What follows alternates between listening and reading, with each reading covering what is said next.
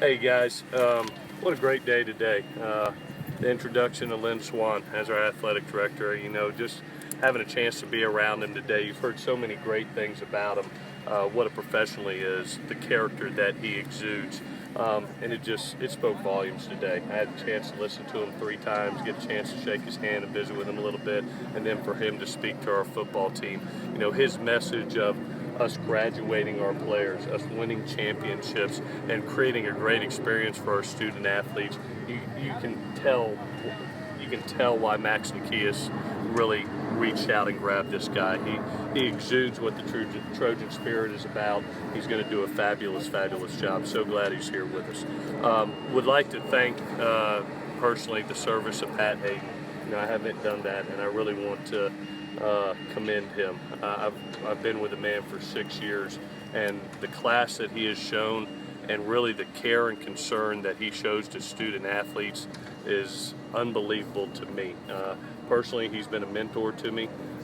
He's been a dear friend and been somebody that has watched after my family day in and day out. Love the man, and I thank him for his service because he is taking great care of our players. Really looking forward to Saturday. I think it's a big day for us with the spring game.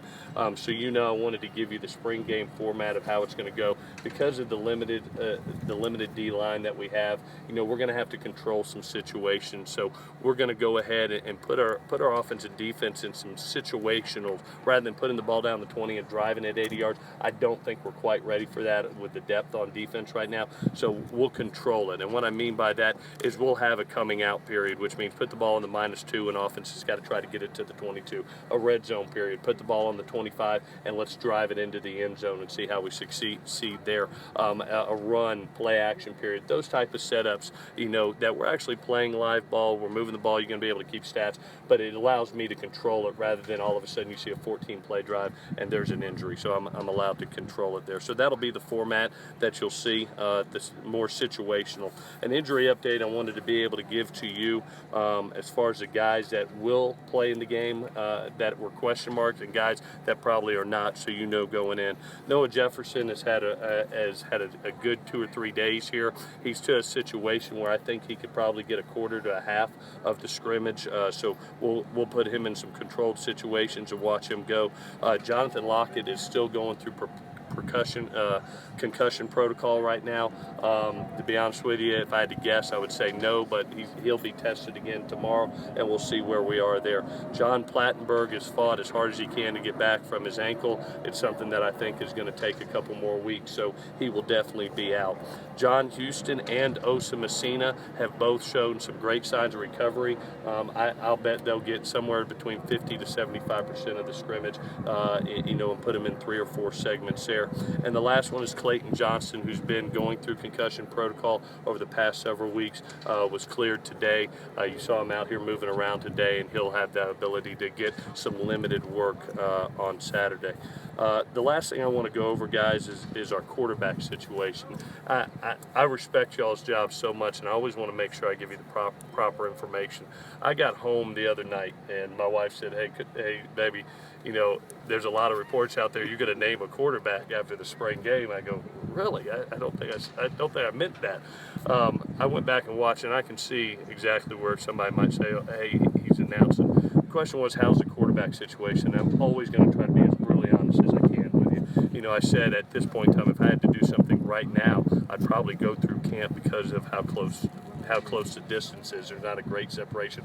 And what I mean by camp is training camp in the fall, that there'll be several competitions that go on, not only with our quarterbacks, but also 13 new guys coming in at different positions, and some injuries, key injuries. Chris Hawkins, Cam Smith, Toa Lobendon, Khalil Rogers. With 2 new coordinators and them trying to position those guys, I just don't think it's fair right now to be able to say, okay, hey, here's even a depth chart that we can do, because I don't think it's realistic. I think I'm giving you a false picture. So we're going to get through this spring, and as soon as we get through about 2 weeks of camp, and I know exactly what it is, I'll let you know where we are. I do want to get through this spring game, and I do want to see where our quarterbacks are and see how they function, in that spring game with that TV, with the crowd that's all around. And if I see that, man, I come out there and there's a huge separation, yeah, I will name a quarterback. But if I don't think that there's a great separation, it will go to camp. And when Scott asked that great question the other day, in my mind, and I'm about half dumb butt sometimes, so put up with me, I really thought the question was, hey, you know what, are you going to decide now, coach, to carry it over, or are you deciding quarterback then, or are you going to wait till May? For me, the decision Saturday is, do I name a quarterback, or do I push it, you know, to the fall? I think the young quarterbacks have done a great job of really progressing, and I can't wait to see them Saturday. I apologize for any miscommunication there. I respect your jobs and what you do, and I respect the Trojan family and our football players. And I want to make sure everybody's on the same page as we go through this. I will always give you the right information. Okay? With that, I'll take any questions. By the way, I apologize. I wish I was a dang English major. I was a math and science major. English, I might have done a better job, but I'm a math and science. My mathematics came out there. Go ahead. Quickly, what's John Plattenberg's ankle issue?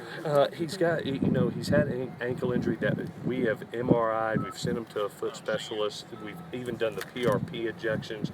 Just hasn't healed. It hasn't healed the right way yet. It needs time, you know. And you know, rather than to push him out there and create even a bigger injury, it's just something that needed rest. And you know, I think he's really close. He wants to be out here. He's probably 2 to 3 weeks away from being full go. It's just not worth the risk at this time. He's going to be a valuable member of our team next year.